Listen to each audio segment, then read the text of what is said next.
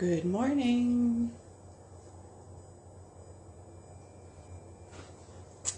Welcome to our Sunday service, St. Bridget's Spiritual Church of Edmonton. I'm just going to wait a few minutes or seconds, hopefully. Excuse me, and we'll get people to join us today. I know it's a very cold day out here in Edmonton. It's minus 20. So maybe some people are deciding to stay warm in bed. And I see some people joining us. So welcome, people. Welcome. I see numbers. I don't see names. So thank you for joining me this morning. My name is Reverend Jill Washington, and I'll be of service with you this morning. Good morning, Donna. Good morning, Layla. Good morning, Wendy. Good morning, Anastasia. Hope you guys can hear me okay. I've got my earbuds in. I think they've been working okay, so awesome. Good morning, Donna. So I'm here this morning to be of service, and I'm going to be talking to you about spiritualism. Anyways, we're going to get started, and we're going to do our opening prayer. So if you take this moment right now and just to comfort yourself, grab a cup of coffee, maybe wrap yourself up in a warm blanket because it's cold today. It's minus 20 here in Edmonton. So I hope you guys are... Thank you, Wendy. You can hear me okay. I love that. She's my trooper. She's like, I always said, can you hear me? And Wendy's the first one that says, yes, I can hear you. So thank you, Wendy, for that. All right. Claire, Kathy, thank you all for joining me this morning. So let's get started. So our opening prayer. I call upon the light of the source to stream into the world of man, to open the minds and hearts of men.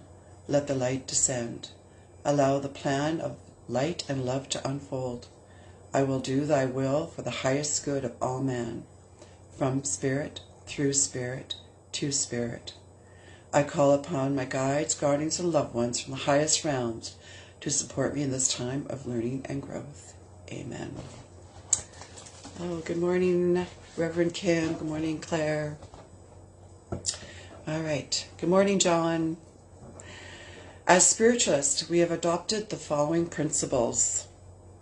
A divine source recognized as God. The unity of all life. Communication, guidance, and healing from the spirit world. The continuous existence of the spirit. Personal responsibility for every thought, word, and action. Reward and consequences for all deeds according to God's natural laws. Eternal progress is open to every spirit. Freedom of interpretation of the seven principles is acknowledged. And I just wanted to comment in regards to our seven principles. When we talk about the divine source recognized as God, that is what God means to you. Could be the trees, it could be God, it could be a higher power, it could be the creator. However you see God, that is your connection. The unity of all life, that we're all in this together, and we are supporting each other. Communication, guidance from healing from the spirit world. That's our belief that we know that we're not alone in this world, that we are connected and we're all one together. The continued existence of the spirit, that means when we cross this from this world, we cross over to the next. And we personal responsibility for every thought, word, of action. That means that our thoughts and our feelings, what we put out there in the world, we have to take responsibility for. Because when we put out negativity, it'll come back to us. We put out positivity, it comes back to us. So reward and consequences for all the deeds. Again, those are consequences for our behaviors, our actions, and our thoughts. And eternal progress is open to every spirit. That we're all in this, again, all in this together. And that we do continue to grow no matter how we lived in this world. Okay, so on we go to our healing prayer. So this is the time I'd like for you to put in initials of people that you would like to send healing to. I just at this time want to acknowledge that our own Reverend Richard is also in need of healing. So I'm definitely going to add him in our prayers this morning and healing. So I'm just going to go into our healing prayer, and then we'll go into our connection with Spirit to help heal others. So we ask the great unseen healing force to remove all obstruction from our mind and body and to restore us to perfect health. We ask this in all sincerity and honesty, and we will do our part. We ask this great unseen healing force to help both present and absent ones who are in need of help and to restore them to perfect health. We put our trust in the love and the power of God. Amen. Okay, so we could take this time that we can close our eyes. And I always like to start with a cleansing breath because it just kind of lets any anxiety, any stress, any negativity, just kind of let it go so we can allow ourselves to be calm and present with Spirit. So as we do that, close your eyes and just ask Spirit to come to you, your healing Spirit, that you can open up your heart and open up your mind to receive the love from Spirit, and allow the light and love to come into you, into your mind, that it cleanse it from negativity, from hatred, for jealousy, for hurt, for sadness, that we can learn to accept where we are in our life right now and find gratefulness within it, that we learn to accept ourselves for who we are. Then we take another cleansing breath and allow it to come into our body, that healing force, that great, strong love of God that is in with us, that it will help heal us in our body. Any hurts, any aches, any areas that we're feeling struggling in, that our stomach, our heart, our lungs, our limbs, our joints, that can feel the healing power coming within those parts of our body that we need it the most. And in the areas that we maybe not even be aware of, that we allow it and give permission and be grateful for the healing force that's with us today. Now we're going to breathe in all that wonderful, beautiful light and energy. And we're going to allow it to come into our body and down out through our feet, because it's going to go into the earth, because it's going to ground us, because it's going to help to balance our lives, balance our mind, balance our body, balance our way of seeing things in life. We're going to feel strong and sturdy as we walk through this path of life. And as we do that, and we're feeling that strength and that power, we're also going to allow it to come out and go out to others who are in our mind, who are sending healing out to. We're thinking of them and allowing that power of love and light to go to them, to heal them in whatever way they need, that they are being healed, and feeling that power and knowing that they're loved and that I'm not alone.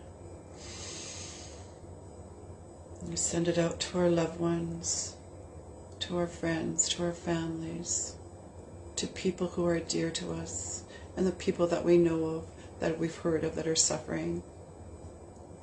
Also to our four-legged creatures out there, and even our two-legged creatures, the birds, the ones that walk on two legs as well, that we can be there, that the God and Creator is there to help them as well.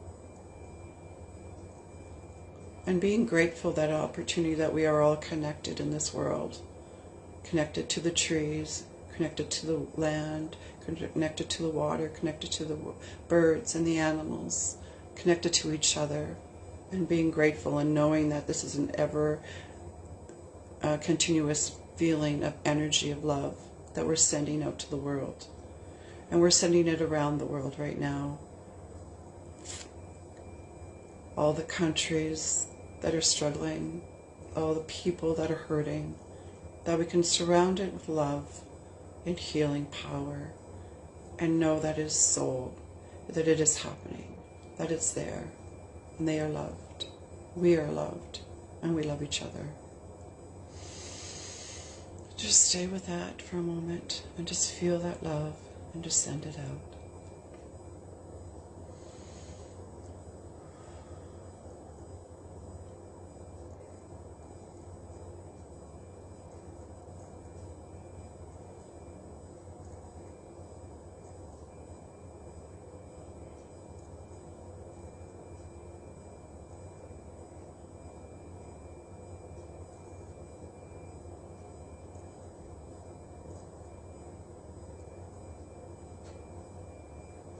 as you're sending out this energy of love and feeling it out there and thinking of your loved ones and the people that you're sending healing to, feel that joy, feel the gratefulness, feel the happiness, let it fill you up,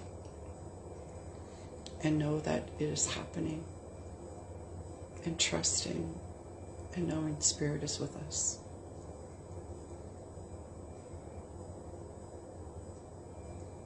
And also knowing that we can do that at any time, not just on Sundays. We can do it whenever we need to, whenever we feel the pull, whenever we want to quiet ourselves, that we can think of people and we can send out that healing energy to them.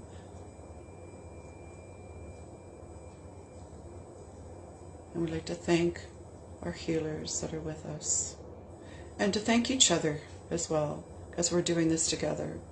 Because as we do this together, it increases the power, and knowing that our power together is strong. So thank you. Just open up your eyes and come on back. All right. Good morning, Alice. So I'd like to, at this time, talk about spiritualism, and talking about how is spiritualist different. Well, one of the things is that as spiritualist, we believe and we know that we can communicate with our loved ones who have crossed. And as a medium, as myself is, and the other reverends, Reverend Kim, Reverend Bobby, Reverend Richard, we know and we have done readings for maybe some of you that are on here right now, or other people who have come to us as well.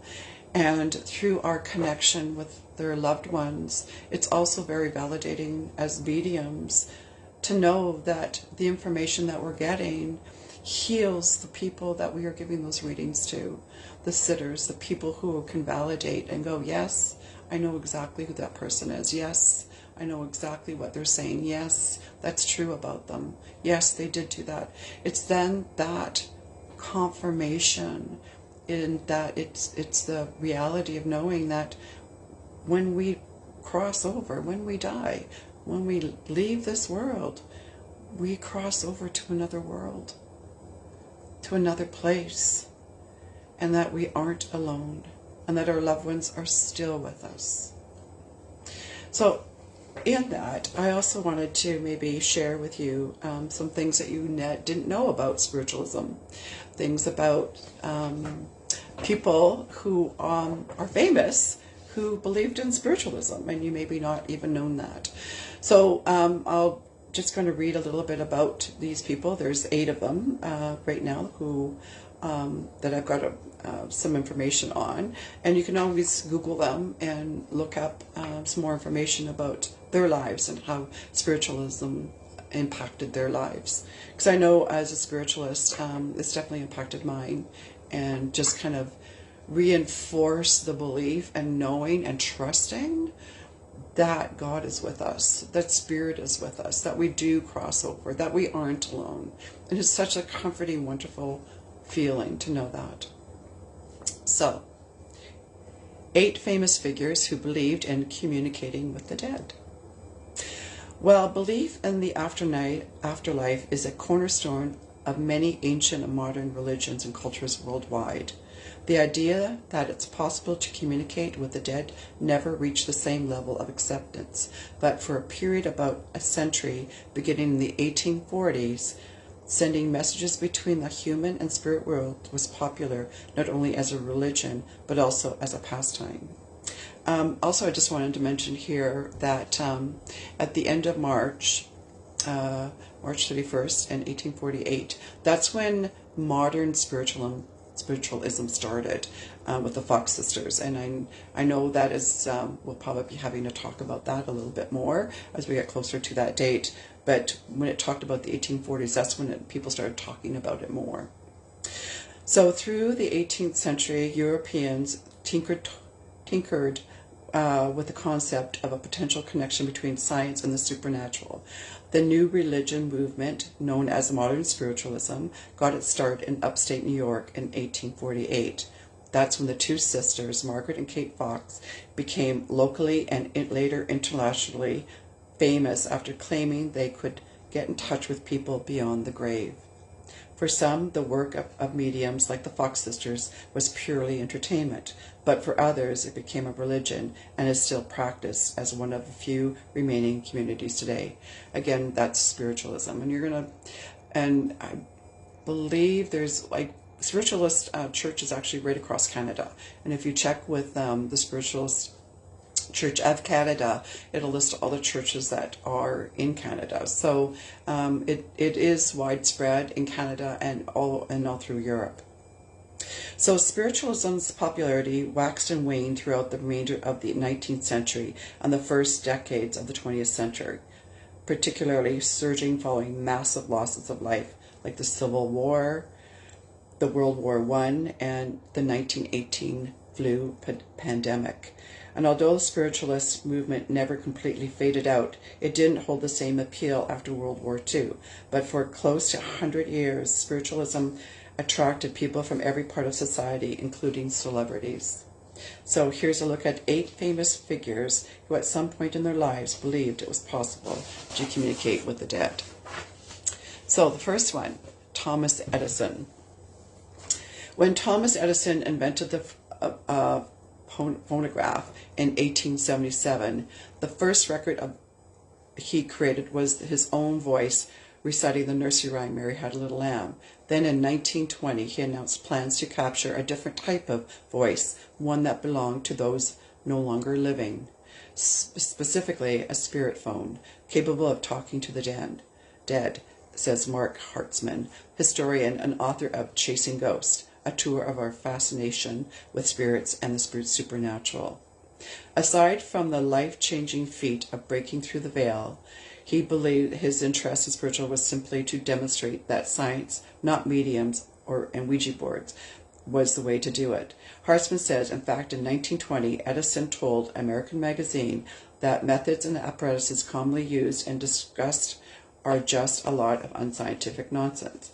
Some believe Edison's supposed belief in communicating with the dead was a joke or a chance to make headlines and capitalize on spiritualism popularity, according to Hartzman. He's the author,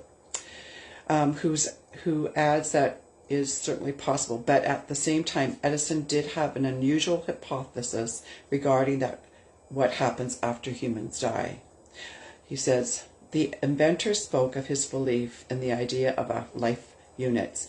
Heinzman explains, in a nutshell, 100 trillions of them make up a human being and keeping us functioning. When we die, the life units move onto something else. Again, he's talking about the energy that happens, because we are all energy, and when we cross over, that energy doesn't die. It just takes on a new form in spirit. So the other famous person is Mae West. After experiencing several abdominal pains while performing in Chicago in 1929, writer, activist, and star of the vaudeville stage and screen Mae West, then age 36, believed that her relief finally came at the hands of a spiritualist healer named Suri Devi Suki. A collection of West papers in the 1928 through 1984, housed in Harvard University Library, contains clippings and correspondence and pamphlets related to her involvement with spiritualism, including Thomas Jack Kelly, a well-known medium who became West's spiritual advisor and friend. The archives also featured papers documenting West's multiple trips to Lilydale, a spiritualist camp outside Buffalo, New York, where she would visit Kelly for readings and healing. This included a stay in the summer of 1955, when West was on hand for the July 3rd dedication of a new healing temple in the community. And actually, Lilydale is still present today, so you can still go to Lilydale. Wonderful history. I've never been, but it's a place I would love to go visit. So another famous person who believed in spiritualism was Queen Victoria. Through modern spiritualism had been around since the 1840s, it gained substantial traction in the United Kingdom once Queen Victoria became interested in the practice. Distraught over the 1861 death of her husband, Prince Albert, Victoria entered the mourning period, which lasted until the end of her life in 1901, and involved wearing all black as well as mourning jewelry, which contained photos of Albert and locks of his hair. It also included attempts to get in touch with Albert in the afterlife. Not long after Albert's death, a 13-year-old medium named Robert James Lees claimed that the prince had gotten in touch during one of his seances, saying that he had a message for the Queen. Upon hearing this, Victoria arranged a seance with Lees, during which he referred to information no one else would know, most notably a pet name he had for her, according to Huntsman. The teen performed numerous seances with the Queen before turning over his mediumistic duties to another medium. He explains Victoria continued holding seances at the palace and was known to seek her dead husband's advice in political matters. So, of course, another author, a famous person who acknowledged spiritualism was Arthur Conan Doyle. And actually he wrote some stories about books and articles about spiritualism. Although Sir Arthur Conan Doyle is best known today as creator of Sherlock Holmes in the late 19th and early 20th century, he was also one of the best-known spiritualists. The credulous writer believed firmly in the powers of many mediums, was even convinced in the existence of fairies after a couple of teenage girls faked some photos. It all started when Doyle joined a seance in 1880. Though he was initially a skeptic, he gradually became convinced and that it was possible to communicate with the dead. And in 1887, a letter to the weekly spiritualist periodically called Light, Doyle wrote that it is absolutely certain that intelligence could exist apart from the body, and that after weighing the evidence, I could no longer more doubt the existence of the phenomena than I could no doubt the existence of a lion in Africa.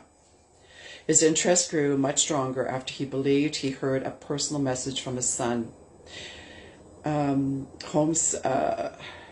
His son died from pneumonia after a serious wound in 1916 battle and Doyle ended up touring Europe and America to preach the wonders of spiritualism and the afterlife.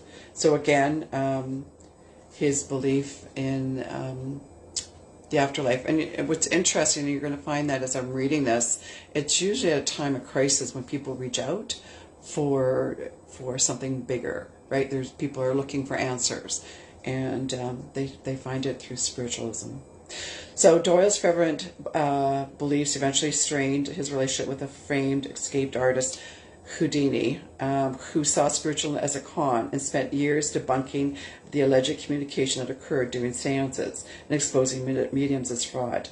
So it's interesting because at the time when spiritualism and mediums were being well known, they actually were some people who were pretending and frauding for the money, right? And there was a time of when people were very vulnerable, like it was World War I. There was a plague. People were seeking out answers, looking. So what they ended up doing is, so people who thought, well, then I can do this, right? So they'll set up a seance or whatever, and they would fraud people from their money.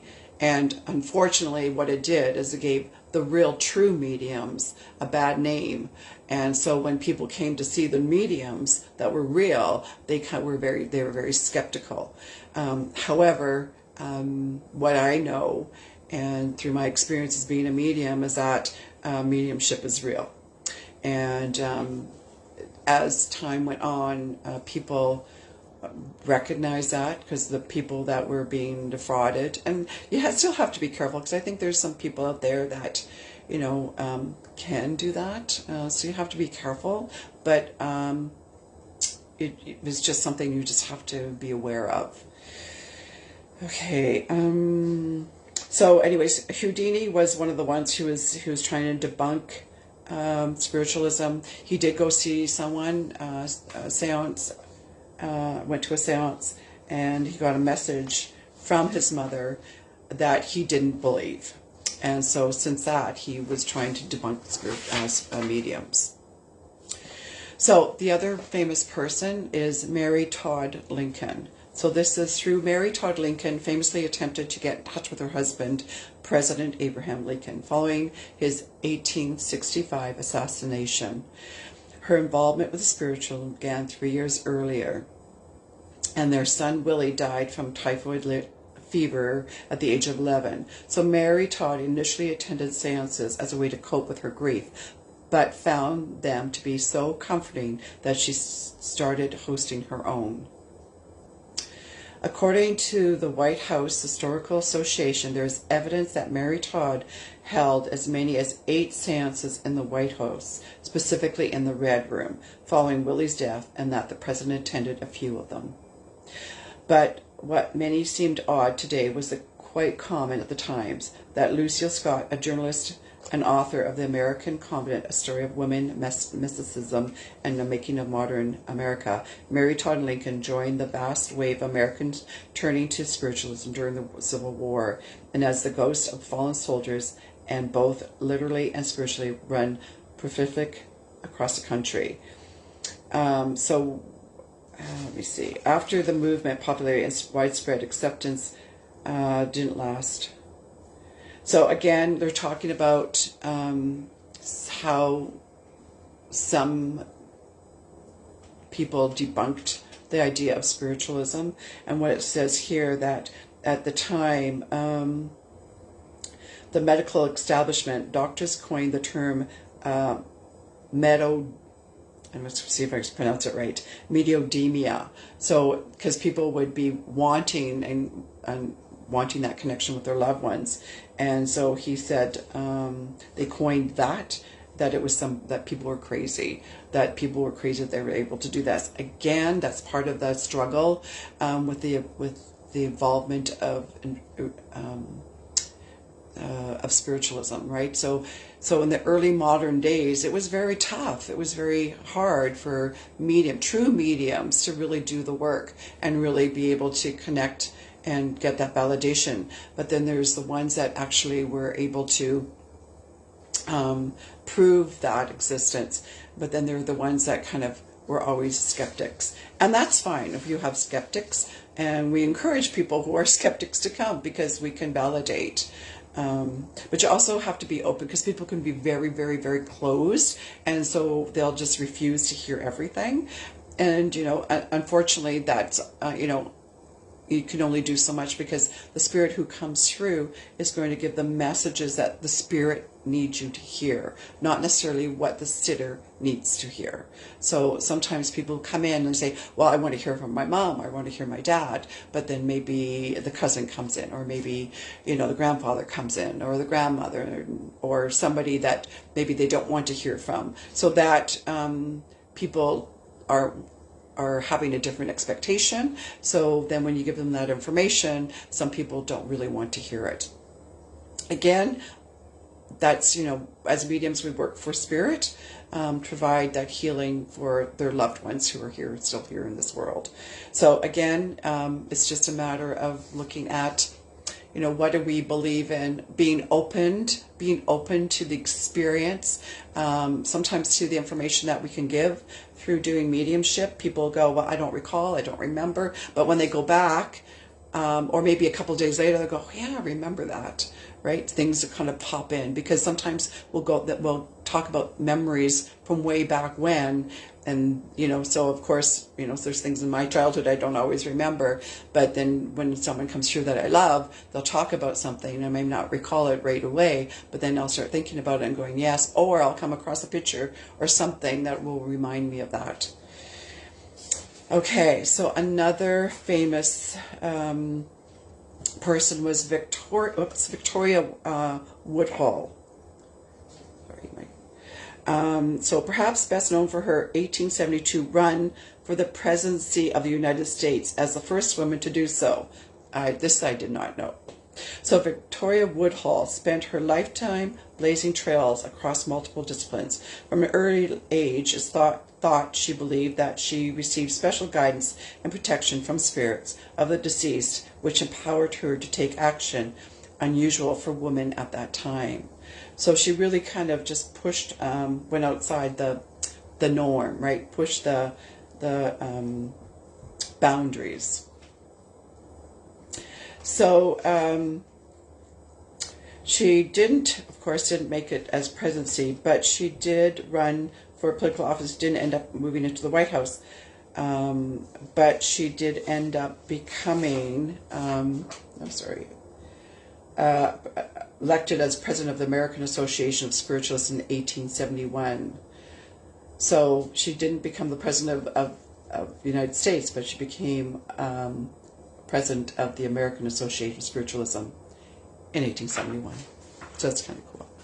So this is another one that's kind of cool. I kind of smirked and laughed at this one. This is kind of cool. So Dan Aykroyd. So he's another one who believed in spiritualism. In addition to being a member of the original cast of Saturday Night Live when the show premiered in 1975, Dan Aykroyd is closely associated with the starring role of Ghostbusters movie. In fact, not only did he co-write the script, but the idea for the 1984 film was his own, and Aykroyd didn't have to look far for inspiration.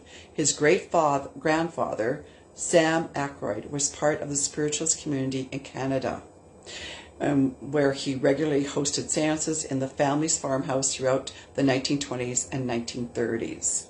So in 2009, Peter Aykroyd, Dan's father, published a book called A History of Ghosts, which documents the general history of spiritualism, as well as Aykroyd's family role in the community, discussing spiritualism in May 2020 interview with the Canadian Broadcasting Corporation.